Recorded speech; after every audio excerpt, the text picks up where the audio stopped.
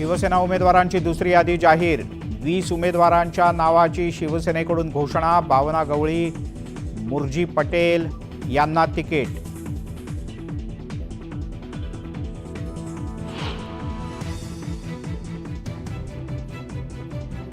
काँग्रेसची तिसरी यादी जाहीर। 14 उमेदवारांच्या नावाची घोषणा।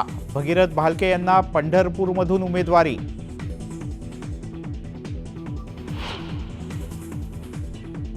काटोल विधानसभेच्या जागेचा तिढा संपला। सलील देशमुखच निवडणूक लढवणार। अनिल देशमुख यांची माघार।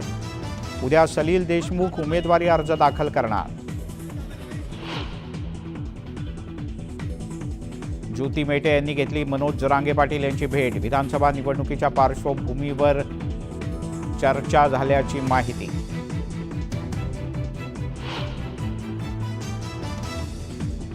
ठाकरे आणि काँग्रेसमध्ये प्रचंड मतभेद। ठाकरेंनी 4 ते 5 जागांवर चर्चा न करताच एबी फॉर्म दिल्याचा काँग्रेसचा आरोप।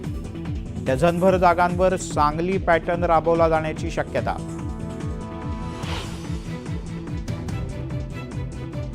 आमदार सदा सरवणकर यांनी घेतली मुख्यमंत्री आणि उपमुख्यमंत्र्यांची भेट। दादर माहीम मतदारसंघातून अमित ठाकरेंच्या पाठिंब्यावर चर्चा।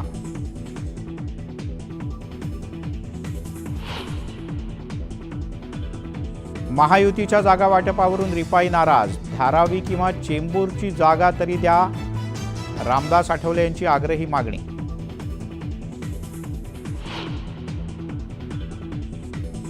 अणुशक्तीनगरमध्ये सना मलिक यांच्या विरोधात शरद पवार पक्षाकडून फहद अहमद निवडणुकीच्या रिंगणात। फहद अभिनेत्री स्वरा भास्करचे पती।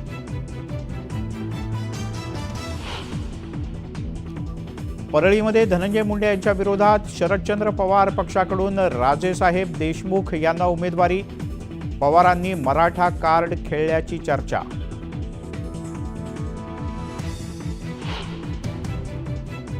मनसेचे अमित ठाकरे आणि संदीप देशपांडे उद्या उमेदवारी अर्ज दाखल करणार। राज ठाकरेही उपस्थित राहणार।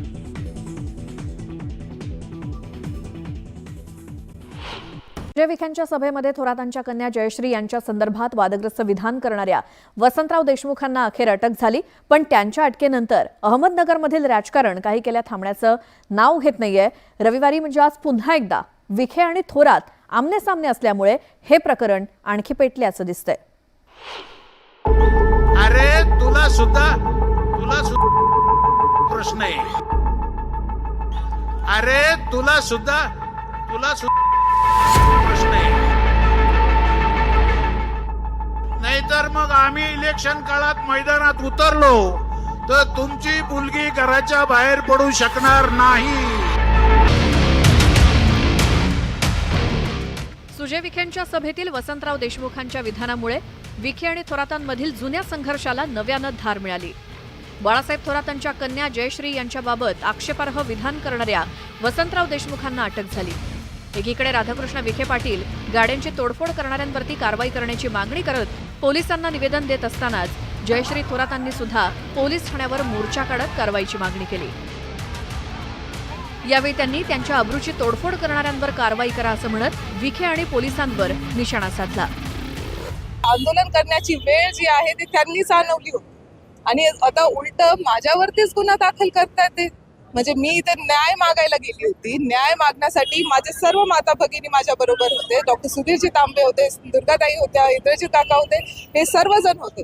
तुम्ही सगळ्यांचे नाव गुन्ह्यामध्ये घेताय। अरे तुम्हाला त्यांना खरंच लाज वाटली पाहिजे की कुठं महाराष्ट्र घेऊन जाताय। सुजय यांच्या सभेतील देशमुखांच्या विधानानंतर बाळासाहेब थोरातांचे समर्थक चांगलेच आक्रमक झालेत। संगमनेर तालुक्यातील अनेक गावात विखे पाटलांना पाय ठेवू देणार नाही असा इशाराच काँग्रेसनं दिला। याला विखे पाटलांनी जोरदार प्रत्युत्तर देत संगमनेर तालुका कुणाच्या बापाची इस्टेट नसल्याचा पलटवार केला। इतकंच नव्हे तर गाड्यांच्या तोडफोडीमुळे थोरातांचा चेहराही समोर आल्याचा हल्ला विखेंनी केला। ज्या गतीनं ही सगळी घटनाक्रम जर तुम्ही पाहिला अतिशय सुनियोजित होता। एक तर डॉक्टर सुजयवर प्राणघातक हल्ला करायची योजना होती। आमच्या असंख्य कार्यकर्त्यांना मारहाण झाली। आमच्या महिला भगिनींना गाडीत उतरून मारहाण झाली। गाड्यांच्या काचा फोडल्या। मला वाटतं राज्यामध्ये अशी दहशत कुठं पाहायला मिळणार नाही तुम्हाला। आक्षेपार्ह विधान करणाऱ्या वसंतराव देशमुखांना अटक केल्यानंतर पोलिसांनी जयश्री थोरातांविरोधातही जमावबंदी प्रकरणात गुन्हा दाखल केलाय. पोलिसांच्या या कारवाईनंतर बाळासाहेब थोरात चांगलेच संतप्त झाले. हे पराकोटीचं दुर्दैवी कृत्य सरकार करत असल्याचा घणाघात थोरातांनी केला. त्या मुलीला न्याय द्यायचा, त्या मुलीवरच गुन्हे दाखल होत आहेत, ही किती आश्चर्यकारक गोष्टी आहे. हे जे दिसतंय, जिला न्याय द्यायचा तिच्यावर गुन्हा दाखल करताय तुम्ही. कसला गुन्हा दाखल केला तिच्यावर? असं हे जर पाहिल्यानंतर आचारसंहिता भंग केली, जमाबंदी लागू असताना गर्दी जमवली. ठीक आहे, आता ते आम्ही सामोरं कसल्याही गुन्ह्याला कोणत्याही प्रसंगाला सामोरं जाण्याची तयारी आमची आहे. लोकसभा निवडणुकीत सुजय विखेंचा पराभव झाल्यापासून विखे आणि थोरातांमध्ये जुंपल्याचं बघायला मिळतंय. त्यात आता सुजय विखेंच्या सभेतील देशमुखांच्या विधानामुळे या संघर्षाच्या आगीत तेल ओतण्याचंच काम केलंय. त्यामुळे आता केवळ थोरातच नव्हे तर संपूर्ण महाविकास आघाडीकडूनच या विधानाचा निषेध केला जातोय. त्यामुळे आता विधानसभा निवडणुकीत याचे काय पडसाद उमटतात हे पाहणं महत्त्वाचं ठरणार आहे. Bureau report, news 18 Lokmat.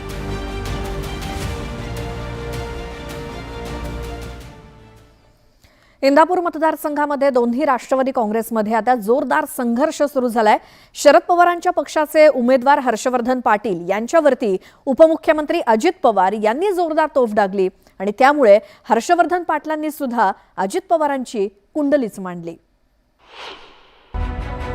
Bhajap सोडून दिला आणि आता पवार साहेबांच्या पक्षामध्ये येईल. सारखं दल बदलू कोण तुमच्यावर विश्वास ठेवणार आहे? मी काय दल बदलू करणारा कार्यकर्ता नाहीये. त्या जनतेच्या भूमिकेवरती मी माझा निर्णय करतो. इंदापूरच्या रणांगणातून दोन्ही राष्ट्रवादी काँग्रेसमध्ये लढाईला सुरुवात झाली आहे. गेल्या वर्षीपर्यंत राष्ट्रवादी काँग्रेस एकसंध होती. राष्ट्रवादी काँग्रेसचे नेते दुसऱ्या पक्षातल्या नेत्यांचा समाचार घेत होते. मात्र मागच्या वर्षी 2 जुलै रोजी अजित पवार यांच्या नेतृत्वात एक गट सरकारमध्ये सहभागी झाला.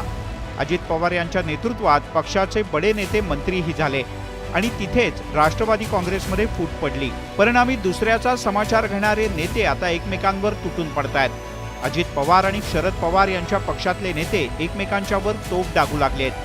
उपमुख्यमंत्री अजित पवार यांनी इंदापूरमध्ये दत्तात्रय भरणे यांच्या प्रचारासाठी सभा घेऊन शरद पवार यांच्या पक्षाचे उमेदवार हर्षवर्धन पाटील यांच्यावर घणाघाती टीका केली.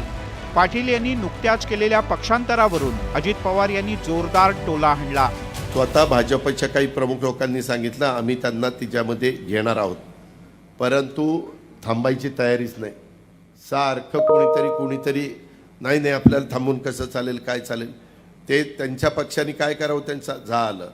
भाजप सोडून दिला आणि आता त्या राष्ट्रवादीमध्ये पवार साहेबांच्या पक्षामध्ये गेले. सारखं दल बदलू कोण तुमच्यावर विश्वास ठेवणार आहे? अजित पवार यांनी तिखट मारा केल्यानंतर हर्षवर्धन पाटीलही कसे शांत राहतील? पाटील यांनी 2019 मध्ये देवेंद्र फडणवीस आणि अजित पवार यांनी घेतलेल्या पहाटेच्या शपथविधीची आठवण करून दिली. दोन्ही नेत्यांचं हे सरकार 70 तास टिकलं होतं. ते सरकार जाऊनही आता 5 वर्ष झाली, पण त्यावेळी पहाटेच्या वेळेला पार पडलेला शपथविधी आजही लोकांच्या लक्षात आहे आणि तोच धागा पकडून हर्षवर्धन पाटील यांनी अजित पवार यांच्या जिव्हारी लागणारी टीका केली. मी काय दल बदलू करणारा कार्यकर्ता नाहीये. ज्या वेळेस जनता जी भूमिका घेते त्या जनतेच्या भूमिकेवरती मी माझा निर्णय करतो. कार्यकर्त्यांचा आग्रह होता आणि त्या खातीर आम्ही सर्वांनी प्रवेश केला. मी असं काही पहाटे उठून कुठं जात नाही किंवा असं नाही. आमचा सगळ्या जनतेमध्ये सगळा कारभार असतो. राज्यातल्या ज्या मतदारसंघाकडे सगळ्यांचं लक्ष लागलंय त्यात इंदापूरचा सुद्धा समावेश आहे. त्यामुळे अजित पवार यांनी ही लढत गांभीर्यानं घेतली आहे. भाजपला रामराम करत हाती तुतारी घेतलेल्या हर्षवर्धन पाटील यांना शरद पवार यांनी उमेदवारी जाहीर केली. अजित पवार यांच्या पक्षाचे दत्तात्रय भरणे यांच्यासोबत पाटील यांची लढत होते. 2014 आणि 19 मध्ये झालेल्या निवडणुकीत पाटील आणि भरणे आमने सामने आले होते. या दोन्ही निवडणुकीत भरणे विजयी झाले. आता भरणे तिसऱ्यांदा विजयी होणार की हर्षवर्धन पाटील त्यांचा मतदारसंघ पुन्हा ताब्यात घेणार याकडे राज्याचं लक्ष लागलंय. Bureau report, news 18 Lokmat. आता पुढची बातमी बघूयात. राष्ट्रवादीचे नेते नवाब मलिक यांनी महायुतीचा प्रस्ताव झुगारून निवडणूक लढण्यावरती ठाम असल्याचं स्पष्ट केलंय. दाऊद टोळीच्या कटामध्ये सहभागाचा आरोप असलेल्यांना भाजपकडून मलिकांना उमेदवारी देण्यास राष्ट्रवादीनं रोखलं खरं, पण आता मलिकांना अपक्ष म्हणून निवडणुकीच्या रिंगणामध्ये उतरण्याची तयारी केल्यामुळे राष्ट्रवादी आणि महायुतीची देखील कोंडी होण्याची शक्यता आहे. निश्चित रूपाने या मतदारसंघातून मी निवडणूक लढणार आहे आणि 29 तारखेला मी नामांकन दाखल करणार आहे.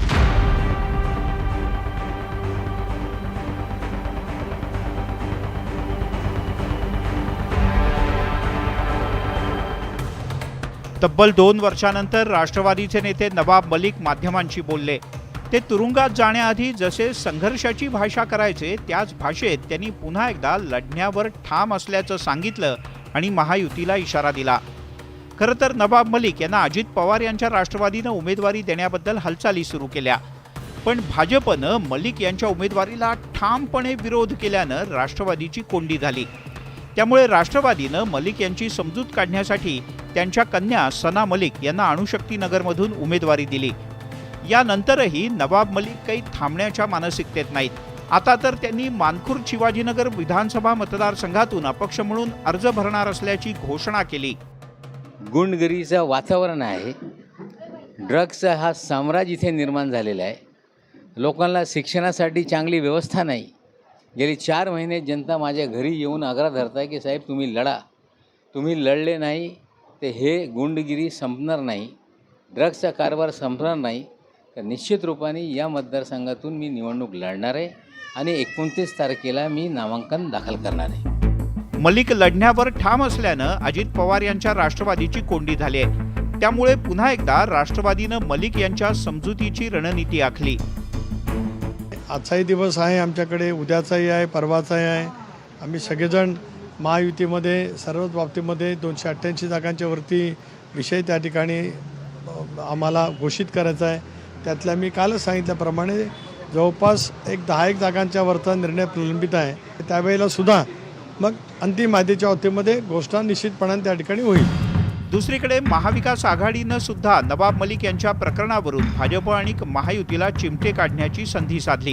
पवार यांच्या राष्ट्रवादीनं सना मलिक यांच्या विरोधात अभिनेत्री स्वरा भास्करचे पती फहाद अहमद यांना उमेदवारी दिली. यावेळी बोलताना जयंत पाटील यांनी भाजपच्या दुतोंडी राजकारणावर निशाणा साधला. तर नवाब मलिकला तिकीट देण्यात भारतीय जनता पक्षने नवाब मलिकच्या मुलीला दिलं. म्हणजे काय तर जे आरोप नवाब मलिक यांच्यावर केले आम्ही नाही केलेले.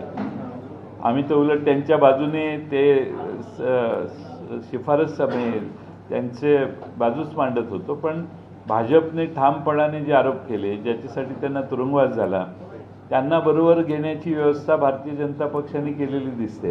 एकंदरीतच सध्या जामिनावर असलेले नवाब मलिक निवडणूक लढले तर महायुतीची डोकेदुखी वाढण्याची शक्यता आहे. त्यामुळे आता राष्ट्रवादीला मलिकांना रोखण्यात यश येतं की नवाब मलिक महाविकास आघाडीच्या अबू आझमी यांच्या विरोधात मैदानात उतरतात याकडे सगळ्यांचं लक्ष लागलंय. Bureau report, news 18 Lokmat.